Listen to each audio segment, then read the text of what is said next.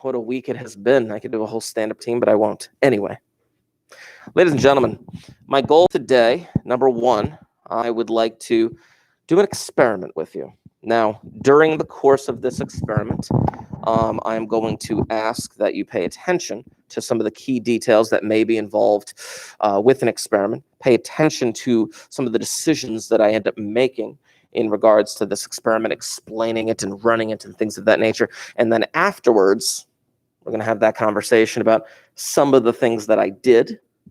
Then we're going to finish it up with some notes that are involved with a lot of these topics. A lot of the notes are going to make a lot more sense after we actually run through this experiment. Now, this experiment, I've passed out to everyone in the room these blue note cards. Now, obviously, if you are in the chat, you don't have a blue note card, I apologize. But if you are live at home right now, you can just get a separate piece of paper.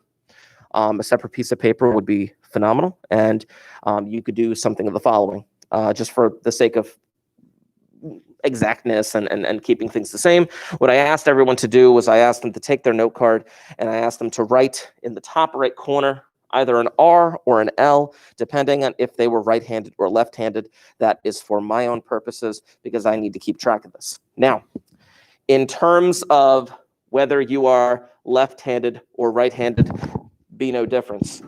At the top of these note cards, I'm going to have you do dominant, non-dominant. Now, I'm not collecting this. I'm running out of room because obviously my note card is not the size of yours. But I want you to write dominant and non-dominant. Your dominant hand is the hand that obviously you write with. Let's just focus on that. Mr. Markey, yeah, might be ambidextrous. Okay, cool. Which one do you do most often? Dominant versus non-dominant. Now, the website that I have on the board behind me is all about reaction time, and we are going to run through this website a few times together. Now, I'm going to send you the link to this website in a little bit. I'm going to post it into the Google Classroom. It'll be all fine and dandy. Okay, cool. But I want to show you how it works.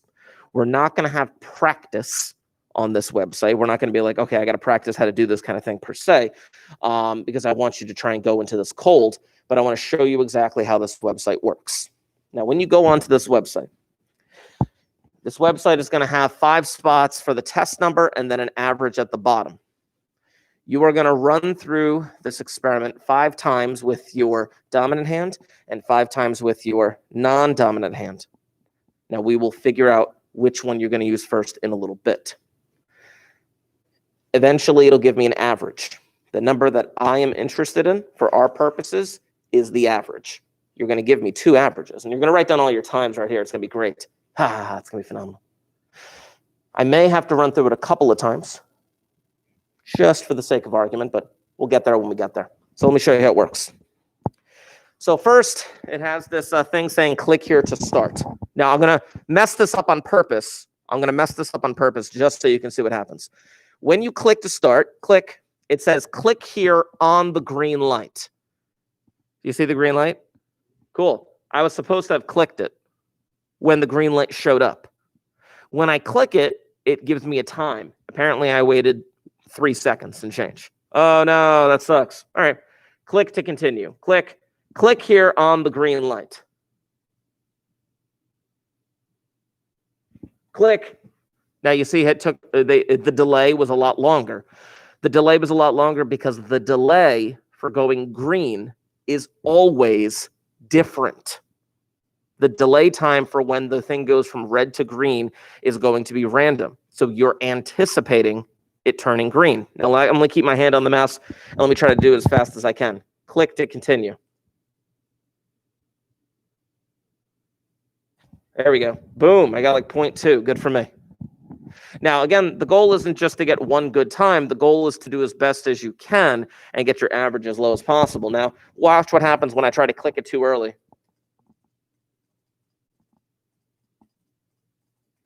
You see me clicking it too early? Oh, what the? Yeah.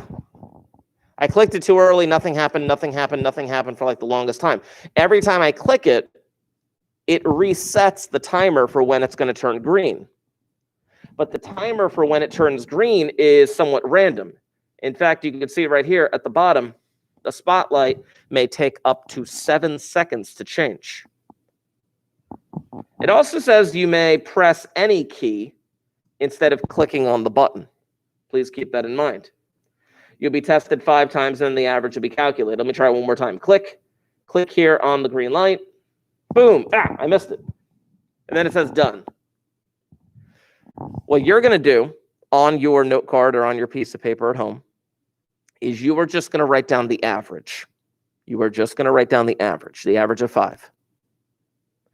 Now, in total, you are gonna be doing this 4 times. In total, you're gonna be doing this 4 times. And the way that we're going to decide that, you guys have graphing calculators on your Chromebooks. I'll have you pull those up in a moment. I'll show you what to do in the calculator. But the way that we're going to decide that is kind of a coin flip-ish type situation. You're going to be doing this 4 times. Well, what order are you going to be doing it in? You're either going to be doing, let's say, like dominant, dominant, non-non, or dominant, non-dominant, non, or non-non, dominant, dominant, whatever. We'll figure that out. So let's actually do that first. Open up the calculator on your graphing calculator thingy. And we're all going to do this a little slightly differently. Zooming in, zooming in, zooming in, zooming in, zooming in. And of course, you at home, I would like you to do the same, simply because I'd like to get your results as well.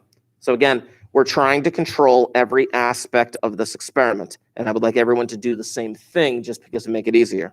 Now, enter your birthday, whatever your birthday would look like, and just put like 2 numbers for the year. Now, I'm not going to do my birthday. Instead, I'm going to put in today's date, and today's date is the 5th. It's October 5th, 2020. I just put in the 20. So now you're going to put in your birthday into the calculator. Just one. Yeah, just one. Notice for the 5, because October's 10, clearly, and then for the 5, I just did a 5. So I did 10/5/20 for the date. You'll put in your birthday. Then I want you to hit that STO button. You know where the STO button is on the calculator? The bottom left above the word on. STO. You get that little arrow key. Then you will hit math. Math button is in the first column. I'll zoom out a little bit to kind of show that. Zooming out, zooming out. Right there. That's where the math button is, where I'm pointing. Tab over to Prob, and then hit Rand.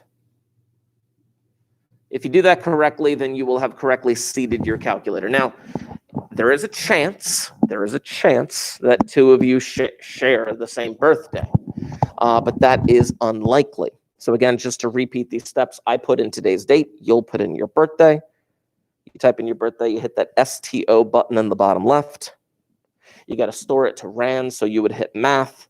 You would tab over to Prob, hit enter. There's that Rand, hit enter. It'll just display the number again. Just put the 2 digits. Yeah, the last 2 digits. So like, you know, you're born in, what year were y'all born? 2003? Cool. So you put like 03 or 04 or whatever. Yeah. And that would be sufficient. You know, the way that people typically write like dates out. You know what I'm saying? Like if you had to write it out on a form that you have to fill out. You know. Say again? STO, and then you got to get Rand. Rand, by the way, do you have that little arrow key? Cool. If you hit math and tab over to PRB, okay, and then the first one's Rand. Now you will have successfully seeded your calculator. Next, I want you to go back to math. Go back to math. Tab over to PRB. And I want you to go down to the function called randint. Now we're going to do a random integer. This is how we're going to determine the order in which we use our hands for this reaction website. Randint and you're going to type in 1, 2. Now, 1, 2 will give you a random number between 1 and 2. Clearly, it'll just give you 1 or 2 each and every time. Because you have seeded your calculators, you won't be getting the exact same sequence as everyone else, theoretically. I mean, because we're not doing that many, it could happen. Now, watch me do this first. Watch me do this first so you know what to do. I'm going to consider a 1 to be my dominant hand and a 2 to be my non-dominant hand. So I'm going to hit it once, and it gives me a 1, which means I am going to start dominant. Let me hit it again. And I'm going to continue with dominant. Now, how many times did I say you're actually going to do this? 4 times. I'm going to do 2 with my dominant and 2 with my non-dominant. So here, at this point, my last 2 trials have to be non-dominant. They have to be. Non. Let me do it again with a different string of numbers. Let me do it again with a different string of numbers so you kind of see exactly what's going on here. Okay, so if I do it again, it came up with a 2. So let's just say I'm going to do it this way. So it came up with a 2. I'm going to do my non-dominant hand first. You know what your non-dominant hand is. If you're left-handed, it's right. If it's right, yeah, etc. Let me do it again. Click. I got a 1, which means that I would do it a second time, this time with my dominant hand. Now, again, because I'm doing this 4 times, I got to do my random in again. Oh, I got a non-dominant, which means that the 4th time I do this has to be my dominant hand. I didn't have to do random in at that point. You figure out for yourself what order you're going to do this in. Using that random 1, 2, you're going to get either a 1 or a 2, 1 being your dominant hand, 2 being your non-dominant hand. In the end, there's only going to be 4 trials, but you're going to have to do it in the order that you randomly got. You have to do it in that order. So if I were doing this experiment, I would start with my non-dominant hand, then I would go to my dominant hand, then I would do it again with my non-dominant hand, and then I'd finish up with my dominant hand, and I would record the times in the appropriate column. When you are doing an experiment, there has to be some level of randomness. There has to be some level of randomness. The level of randomness is supposed to eliminate certain aspects of bias, which we will talk about a little bit later on. There has to be some kind of randomness. There has to be. Now, in this case, when you are in this case, when you're running an experiment, you have to consider where are you going to insert randomness.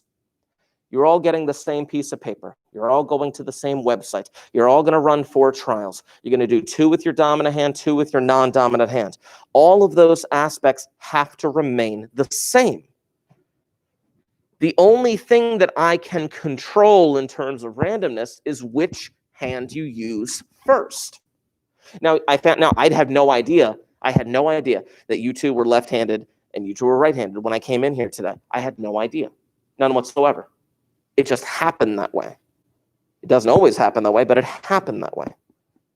And because of that, that's actually fantastic, number 1. But number 2, it doesn't make sense for me to say, hey, everybody, start with your right hand, because you 2 would have an advantage. I can't say, everyone start with your dominant hand, and then go to your non-dominant hand, because then later on, maybe you got used to the website and you got a good rhythm going on, and now in the 3rd and 4th trial, maybe you're just better at clicking this thing. I don't know. Let me show you the website one more time, and then I'm going to show you how to use it, I should say. And then I'm going to send you the link. Here's the website. So at this point, you can click done, and it resets everything, or you can click start over. For me, I would do my non-dominant hand first based on my card. So it says click to start. So if you notice, I have my left hand on the mouse. I'm going to click to start. When I click to start, it's going to tell me to click again when it turns green. Ready, set, go. Click when it turns green. Click. Okay. And it says wait. Click here to continue. Click on the green. Click. Okay, wait. Click here to continue. Click here on the green light. Click. That was my fastest so far. Click here to continue. Click on the green light. Click. Oh, I did it again. Again, when it turns green is random. Click on the green light. Click. All right. Then, according to my procedures that I've outlined for you guys, that was with my left hand. So that was my non-dominant. So the only thing that I am going to write down, oh, that's a 9. The only thing I'm going to write down is the average. That's what I'm going to write down. Then I'd be done with that trial. Then I would click done or start over, and I would do it again with my dominant hand according to my list. For those of you at home, you can do the same thing. I'm going to send you the website. When I send you the website, you're going to run through this thing 4 times. And then all I need are your note cards when you're done. Now, for those of you that are home, if you're going to be running and following along with this experiment with us, ultimately, the only thing I need reported in the end that you want to put into the chat is basically like in the chat, you could just say D was this time and this time. And then non-dominant was this time and this time. And those are the only things I really need reported because I can then throw them into the spreadsheet and we can see what happens from there. So I'm about to click this thing into the Google Classroom stream so that you can begin running this experiment. Click. Boom. The link is in the Google Classroom. Once you open that link, get yourself ready, begin that experiment. It should only take a few minutes, obviously, but let's just see what happens. If you have any questions, obviously ask them so I can clarify if any of the instructions need to be repeated, especially for those of you in the chat. I'll be back to double check that in a minute as well.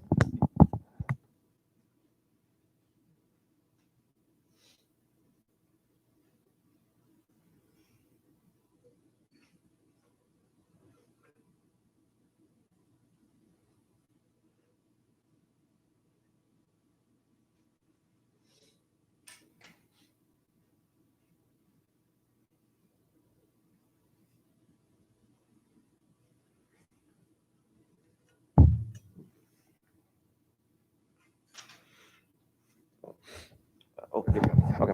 I forgot where I put my mic for a minute. Okay. The calculator part. The calculator part in terms of picking the random order. I just wanted to clarify that's what you were referring to.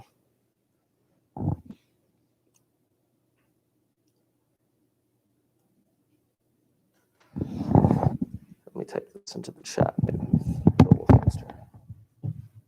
Okay. On the calculator, if all else fails, if the seating doesn't work out for you, then you could just go click math,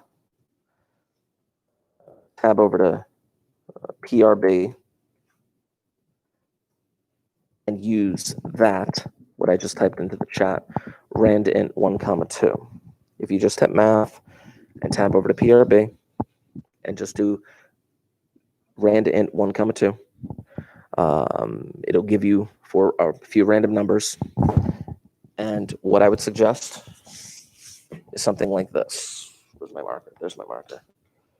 If you get a 1, you're going to consider that your dominant hand. If you get a 2, you're going to consider that your non-dominant hand. The purpose of the randint 1,2 was just to give it the order in which you are going to perform the experiment. You're going to be performing this experiment 4 times, but what order do you do it in? Do you start with your dominant hand? Do you start with your non-dominant hand? You're going to let random integers determine that. So for example, in the calculator, when I did this, I got a 2, and then I got a 1, and then I got a 2.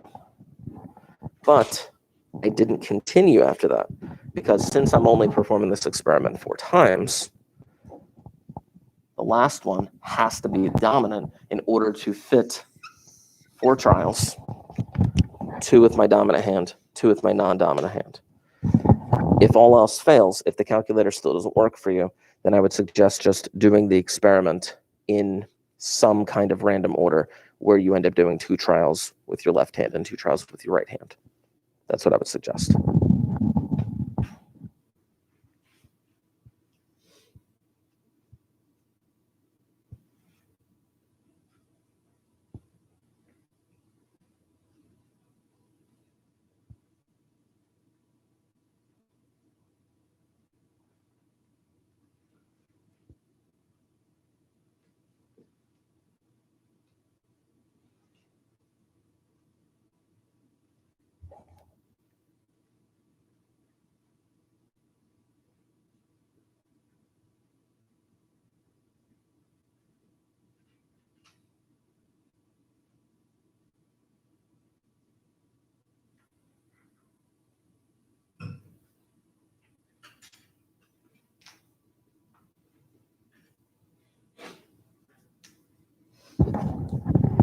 If you are following along in the chat, once you have all 4 averages, you can just type them into the chat, and I'll have them for when I input this into Excel.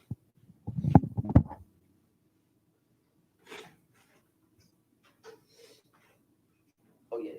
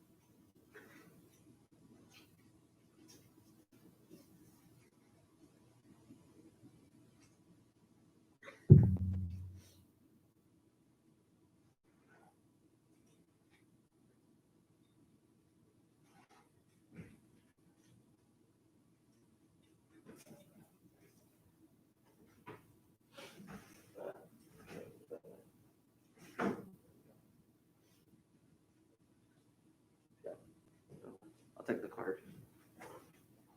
All I need is the card.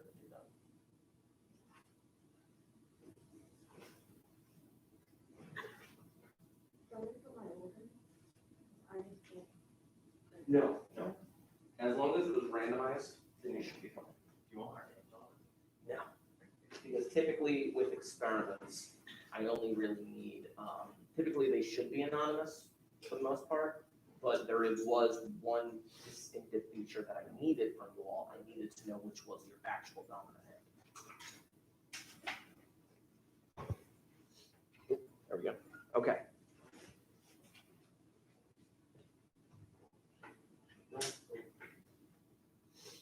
Those of you, or my microphone.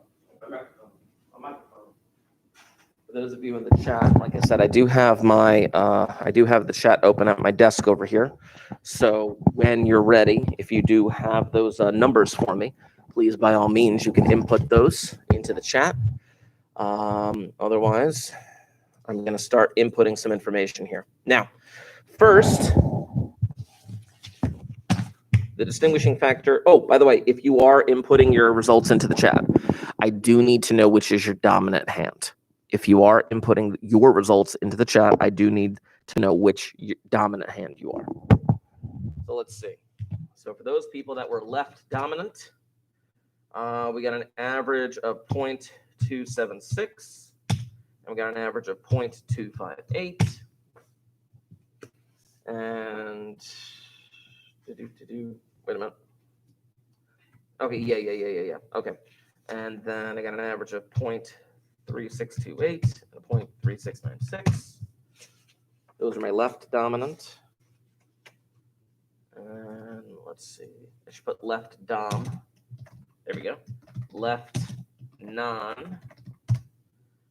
We got an average of 0.265 and 0.274 and 0.4171 and 0.3782. Cool. And then for right dom, and right non. Cool. We got 0.3376 and 0.35. There, 0.364, 0.3462. And then for dominant hand, I got 0.3722, 0.3144, and 0.3394, and 0.3824. Boom. Boom. There we go. Click that, do that. Let's insert thing left. There we go. Let's talk about average. This would be, well, let me put this down here just in case I do get more results. Let me put it down here just in case. Average equals the average of boom, boom. And then if I do this, boom. There we go. And let's put everything at, let me change the formatting to make it 4 decimals, not 3 decimals, 3 decimals. Chapow. There we go. Cool. Remember, you are performing the experiment 4 times. So I know you put 0.402, but I need 4 times from every person. If you do have your results in the chat, oh, she is putting them in. Okay. She's putting them to the chat now. So I'm going to let her do that. And I'm going to talk about the results that we have so far. And then once all of her results are in, I'll include them in the results here. So what do we got so far? The left-handed people with their dominant hand average about 0.317, and with their non-dominant hand, average 0.334. Now, how significant is this? That's not the purpose. Figuring out whether or not this is actually a big difference. But clearly, the left-handed people with their dominant hand performed better than their non-dominant hand. Looking at the right-handed people, on average, the same thing happened, where right-handed people with their dominant hand performed better than right-handed people with their non-dominant hand. Some kind of comparison here. What's interesting, it's actually really interesting. Left-handed people with their non-dominant hand, on average, did better than right-handed people with their dominant hand. That's kind of messed up. That's kind of cool, too. So she's got 3 times in there so far. I'm looking for a 4th time. She'll probably insert that in a minute, and then I'll throw them up here. That's actually really interesting. Why? Take a guess. I have no idea. I have a couple of guesses myself. Why would you think that left-handed people with their non-dominant hand performed better than right-handed people with their right hand?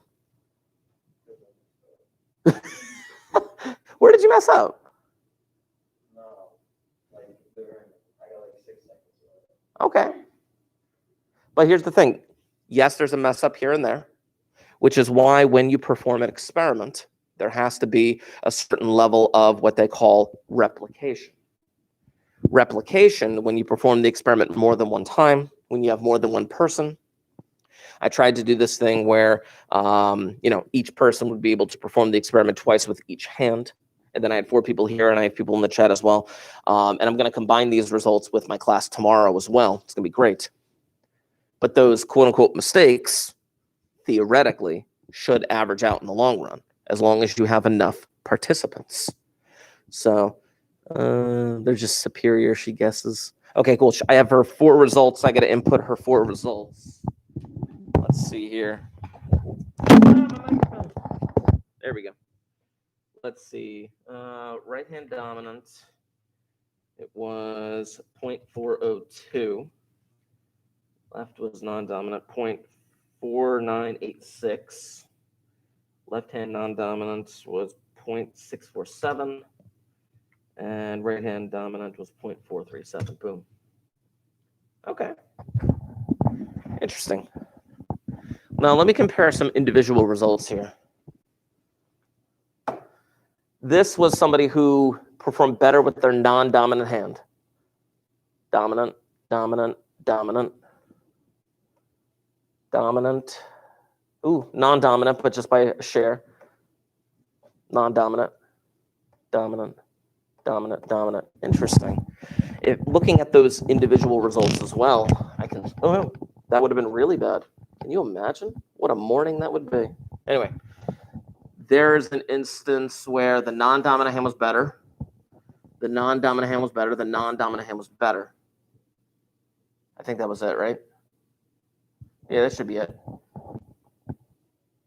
So out of those 1, 2, 3, 4, 6, 7, 8, 9, 10, out of those 10 comparisons of averages, only 3 times the non-dominant hand was faster. Only 3 times, which could be due to anything. I don't know, maybe you're just getting used to it. Maybe it's just lucky in terms of the random green light that's popping up. Who the heck knows? Now, I'm going to go a little bit deeper. Check this out. These numbers right here?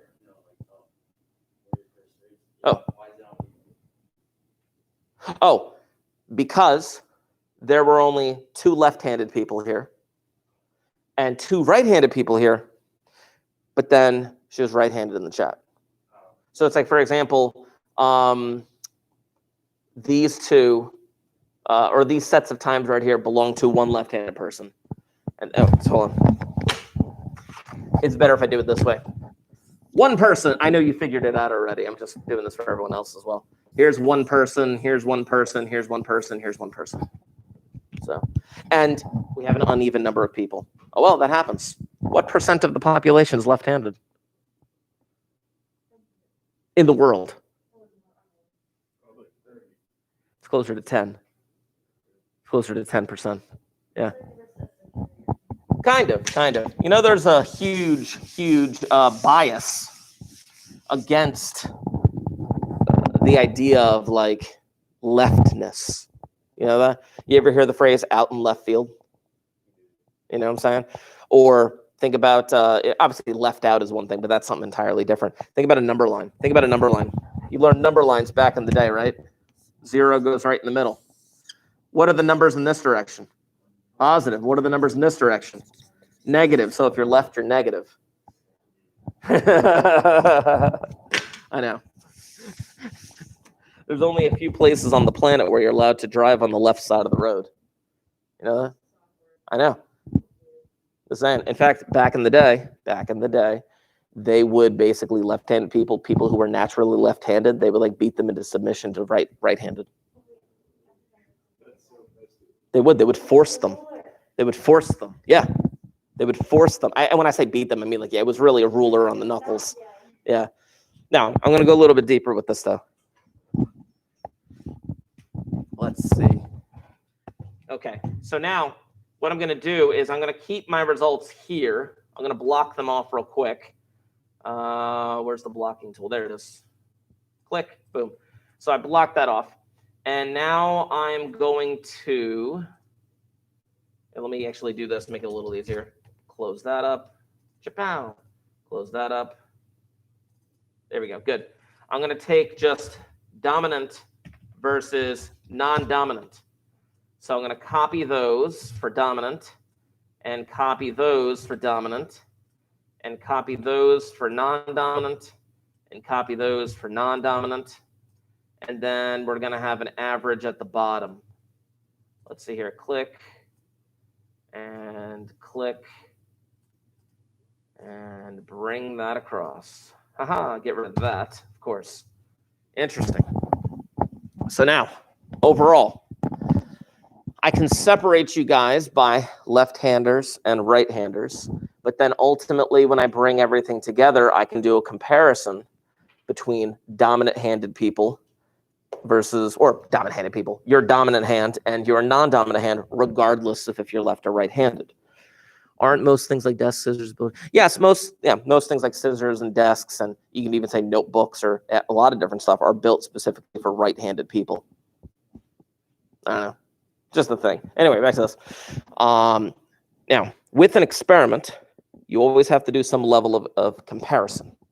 And eventually, and you guys are not really going to get this far in ProbStat. You're not going to get this far, again, trial version.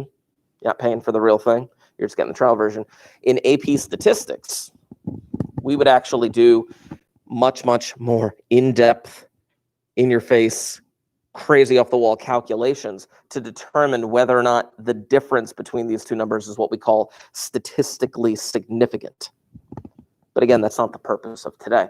The purpose of today is to kind of get you used to the feel of what an experiment looks like. So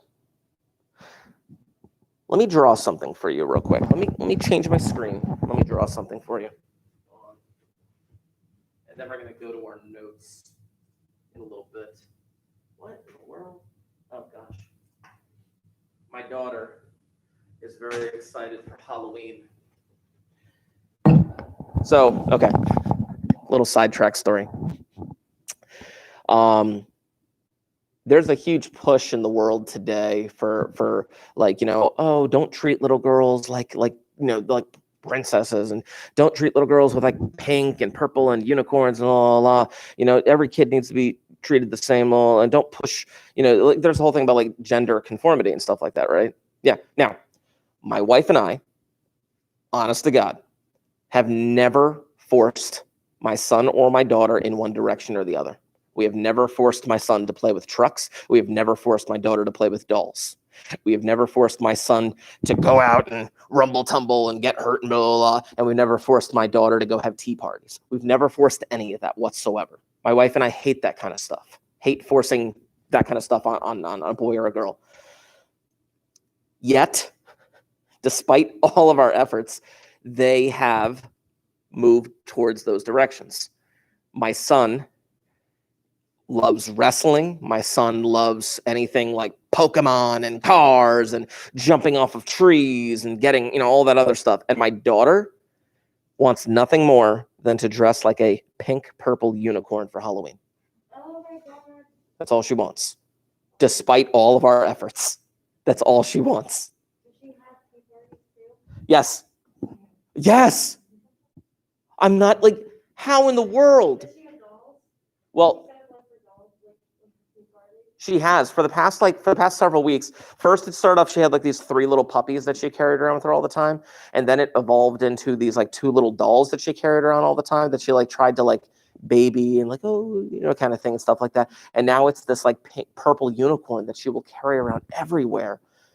And it's just like, that's all she wants. So if you bring up Halloween, if anyone mentions the word Halloween to her, she's like, pink unicorn! Okay.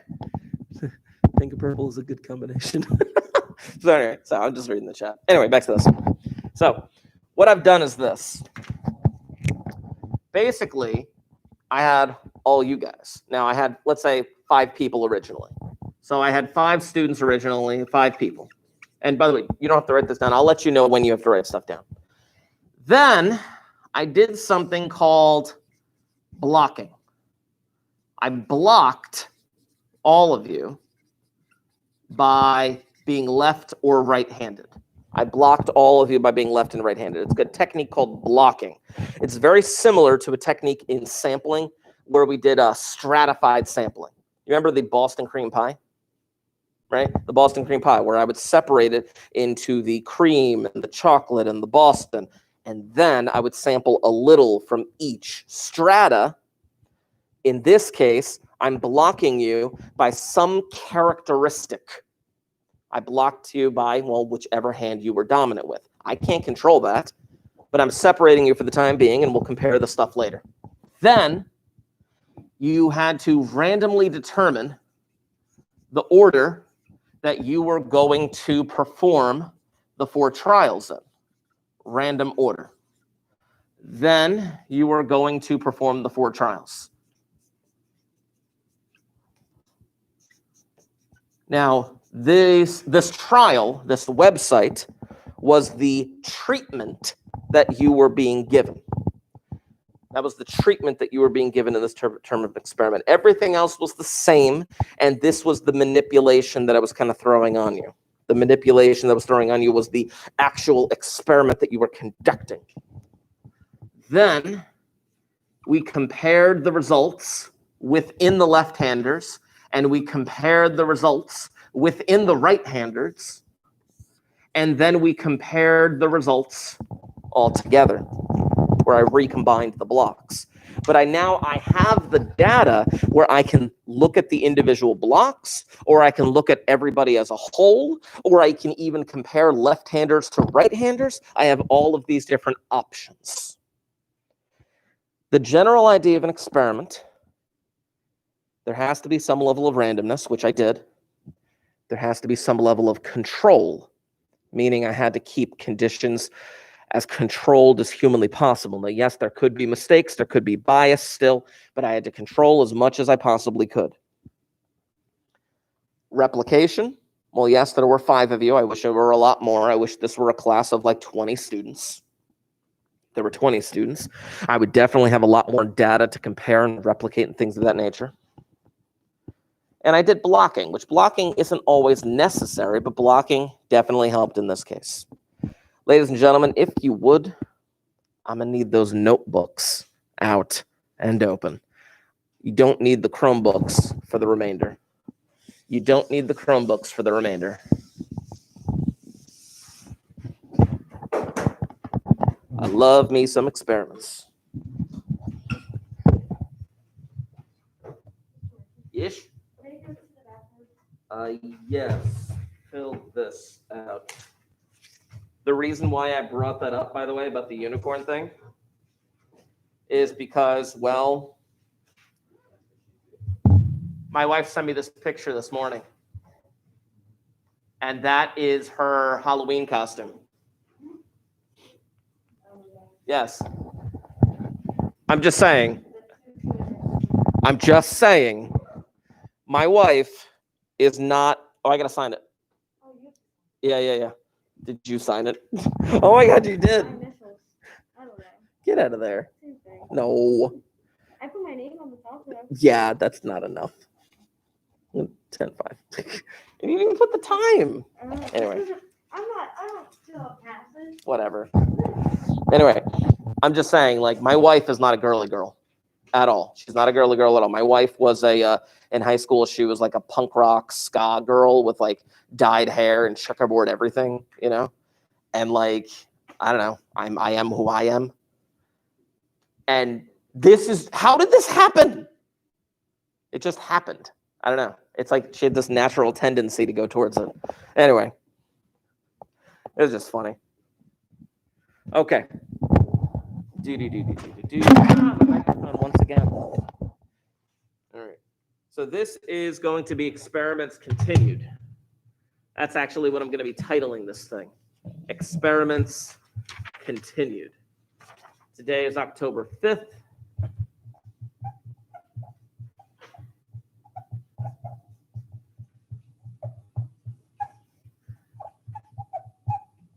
Now, we've taken some notes on experiments, but I want to go, obviously, a little bit deeper in regards to this. Now, first and foremost, 4 principles of experimental design.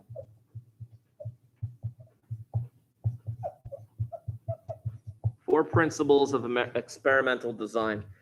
And within the experiment that I did with you, I tried to exemplify what these 4 principles were. Number 1, control. Within an experiment, you have to try and control various aspects of it. It is vitally important because if you are not controlling those aspects, then there is a possibility that your results are going to be flawed, or a term we're going to go with later called confounding. But we'll deal with that in a little bit. In an experiment, there has to be something that was randomized. There has to be something that was randomized. Now, within this experiment, there were actually 2 things that were randomized. 2 very, very specific things that were randomized. One of them I did. One of them I did not do. The one thing that I randomized was the order in which you performed your trials. What the experiment itself randomized was the time in which it took for the light to turn green, and then you had to react to that. But that was the experiment unto itself. 3, replication. Now, there has to be some level of replication. Replication meaning repeat. Now, replication can mean one of a few things. Replication could be, I have more than one person performing the experiment. Replication could be, I have you performing more than one trial. Replication could also be someone else in another location performing the same experiment with a different group of people. That could also be replication.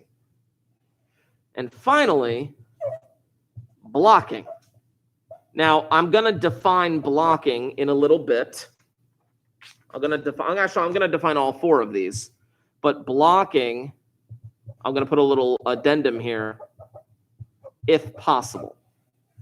Blocking is not entirely necessary for a good experiment. Blocking is not entirely necessary, but if blocking would help when you compared results, or if blocking by a certain characteristic was inherent in how the experiment was being conducted, which in my case, I was going to have you perform this experiment with both your left and right hand. It makes logical sense then that I would block this experiment by left-handers and right-handers, and then I can compare those results. Very important. Very, very, very important. Let's see here. Oh, someone get the door.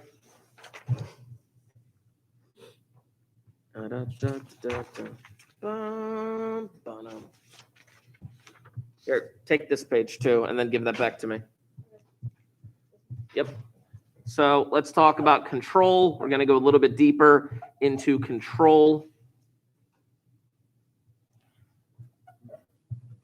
We need to control variation. We need to control variation other than the factor being tested.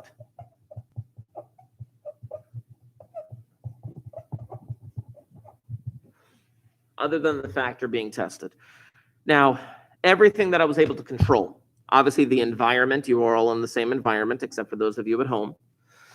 You were all given the exact same set of directions. You all went to the same exact website. You all performed the experiment in a similar fashion. Maybe you did it in a slightly different order based on the randomization, but you all conducted that experiment in the exact number of ways and then reported your results to me. Trying to control this as much as possible. Now, it was brought up, the idea of like desks are built for right-handed people and scissors and notebooks are built for right-handed people and all that fun stuff. It's unfortunately, that's how our world is kind of set up, that it's just built for right-handed people. Now your Chromebooks, for example, where's if you were using the mouse, where's the clicker on the mouse pad? You know what I'm talking about? Or is it just the whole thing click? Can you right click on that? Oh, that sucks. Okay. Not all Chromebooks are built the same then. The one that I have up there, the one that's actually live streaming this, I can actually, if I click on the left side, it clicks. If I just click on the right side, it right clicks. Wow, that sucks. Okay. Well, I don't know about you guys at home, but you all you guys have been issued almost the same exact Chromebook, so hopefully that's just another level of control there. Let's just leave it at that. Let's talk about randomization. Randomize.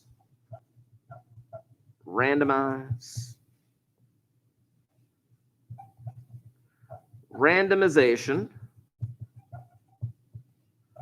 attempts to reduce variation and bias. Randomization attempts to reduce variation and bias. Now, there were two sets of randomization within this experiment. Number one, the website. The website randomized when the light would turn green, because obviously, if you knew it was just going to show up in like 3 seconds, then you would just be like 1, 2, 3, click, 1, 2, 3, click, and you would try to get as low a time as possible. But since it was randomized, you had to wait for that thing to turn green, and then you had to react. The other level of randomization that I had was I had to randomize the order in which you perform the experiment. Because, well, if you prefer using your left hand, maybe you would just use your left hand first. If you prefer using your right hand, maybe you would just use the right hand first. Who knows? Maybe you would start with your dominant hand and finish with your non-dominant hand. But again, that could possibly mess up the results. Because the longer you use the website, maybe the more comfortable you become used to it, maybe the easier it is to perform this particular experiment. In order to remove that possibility, I had you all randomize the order in which you perform the experiment so that there wasn't a question of, well, we all started with our dominant hand, or we all started with our non-dominant hand, so maybe that had something to do with it. Nuh-uh. Because of the randomization, that question is now gone. Number 3, replicate. Now, again, there were 2 ways of doing replication here. Basically, it's an experiment with a number of subjects per treatment. That's one way of saying it. I'm going to put the word or in here. Here we go. Now, in terms of our treatments, we only had 1 treatment. The only treatment that we had was using that website to perform the experiment. That was the only treatment that we had. There was only 1 treatment for this. Yes, there was blocking, but blocking doesn't increase the number of treatments. Or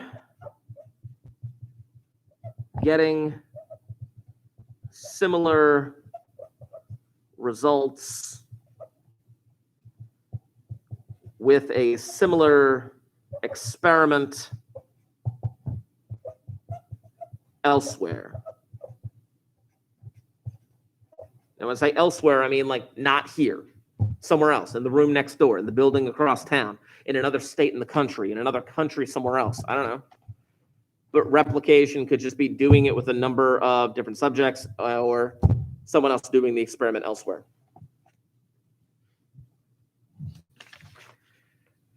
And then we talked about blocking. I mentioned blocking being very similar to stratification, stratifying Boston cream donuts, splitting it into its individual things. This marker's dying. I'm going to throw it away. Ta-ta! Can we all say I made it?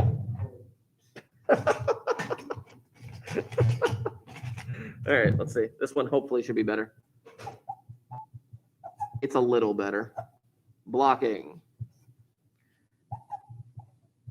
Similar to stratifying. No, I'm going to totally throw this marker too. Hold on. Nailed it. For those of you in the chat, I totally made it. Totally. I'm not lying to you. Anyway, I got a brand new marker. Oh, gosh. Blocking is splitting subjects by some shared characteristic. Splitting subjects by some shared characteristic. Now, in this case, I blocked you guys by whether you were left-handed or you were right-handed.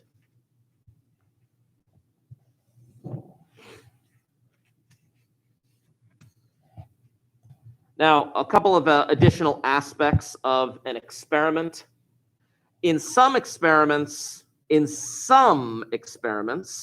they have something called a control treatment or control group. Think about like if I were to test, if I can't, okay, let's say you all came in Monday morning and I decided, hey guys, we're going to perform an experiment. I have an experimental medication that can make you fly or some junk like that. Makes perfect sense, right? Yeah. So I have 4 pills and I'm going to give each of you a pill and then we're going to measure your ability to fly. So then what you don't know is perhaps I gave 2 of you fake pills. Fake pills.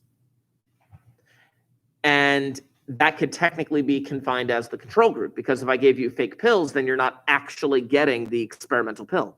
You're not getting what we call the treatment. And then maybe I measured your ability to fly to see if it worked. Maybe there were 2 additional people, the people who should be on my roster, but they're not here because they're absent or they've decided to skip for the rest of the year. I don't know. But if there were 2 additional people, maybe I wouldn't give them a pill at all.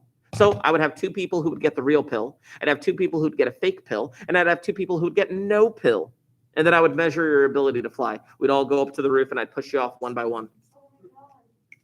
Experiments? Hey, this is for science. This is for science. Well, I mean, the pill could work. You agreed to be in the experiment for $10. No. Maybe.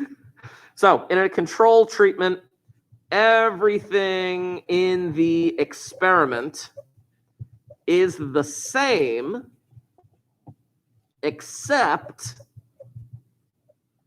there is no treatment.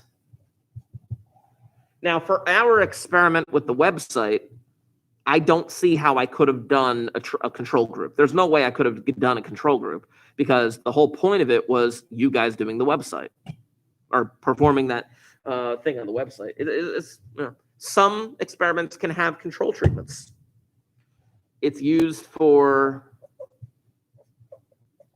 a baseline of comparison. It's used for a baseline of comparison. Did I tell you about dolphin therapy? Yeah. Okay. In dolphin therapy, just to recap real quick, 30 people went down to some Caribbean island and 15 of them were able to swim with the dolphins and 15 of them were not allowed to swim with the dolphins, but then they all went on vacation. The ones who swam with the dolphins got the treatment. They got the treatment of swimming with the dolphins. The group that did not swim with the dolphins, that was what we would call the control group because they did not receive the treatment. And then we see what happened after that.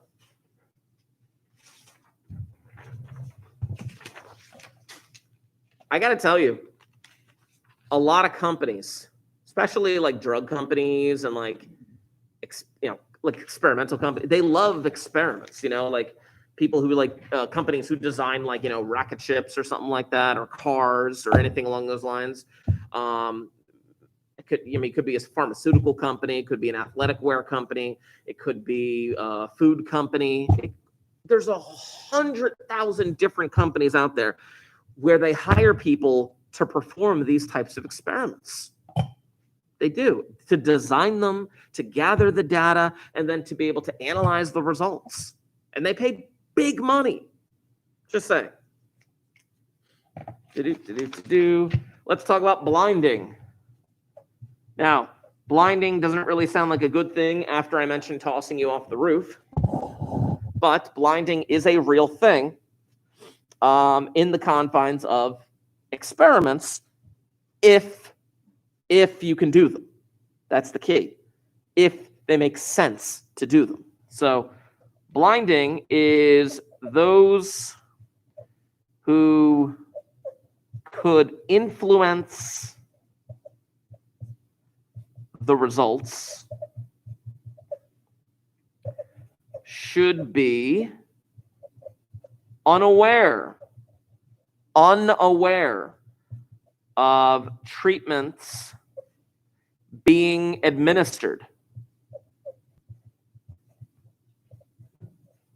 For example, in my pill that can make you fly experiment, you should be unaware as to who got the real pill and who got the fake pill.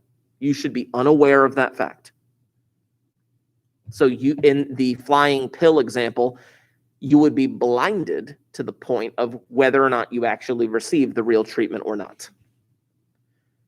Whereas in dolphin therapy, there would be someone who would evaluate their mental well-being.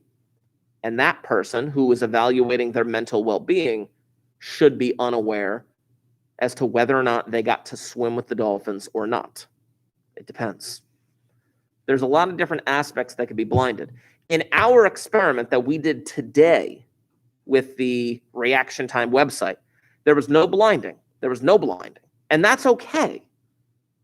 because it didn't matter if you were, if you were blinded to the fact of using this website, that would be kind of pointless. I don't have to know, individually who you are, but I needed to know whether or not you were left-handed or right-handed in order to compare the results.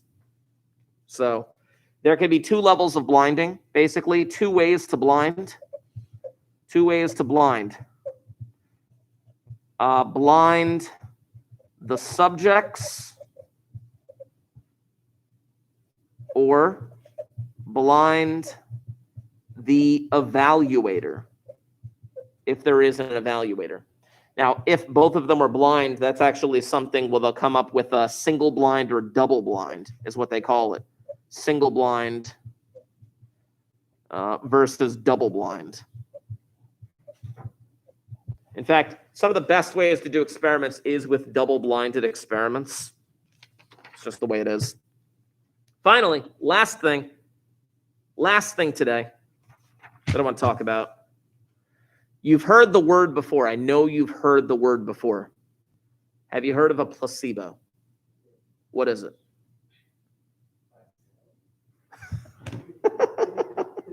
I don't know. Is that really it? Now I'm doubting my no. Okay, I know what I'm talking about with placebo and statistics, but science is not my biological science is not my deal. No, placebo isn't a thing. Then what's a single-celled organism? Amoeba? Amoeba. Oh, my bad. Let's talk about placebos. Placebos.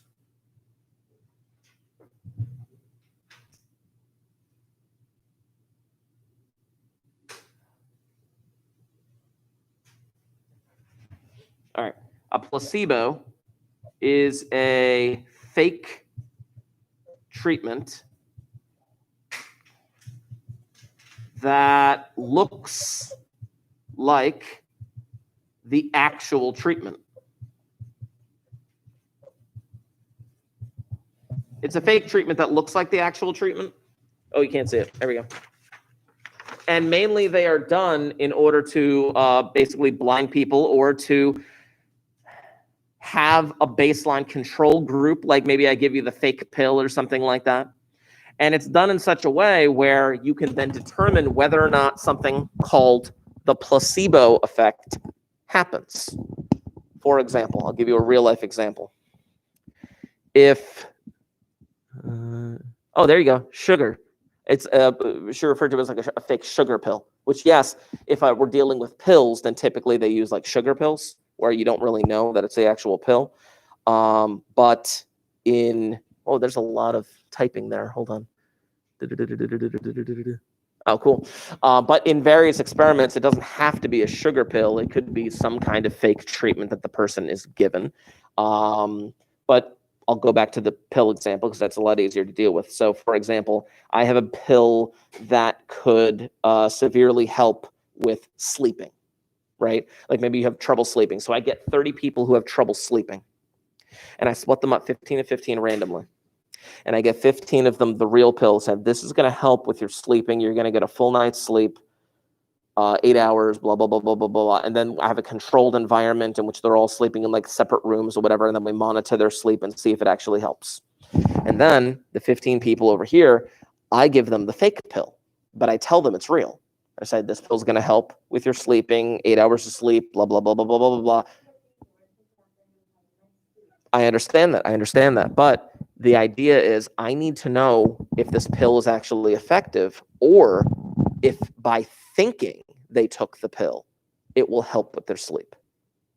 Then I can be able to compare the results, those who got the real pill versus those who got the fake pill. And then in a lot of cases, like the one I just described, people who got the fake pill improved because they thought they got the real pill. And it's really more of a psychological thing. And in reality, I can compare the two results and be like, crap, my pill did not perform exceedingly better than the fake pill. Thus, my pill may not be able to help. But psychologically, maybe we found a better way to treat people with sleep disorders. I don't know.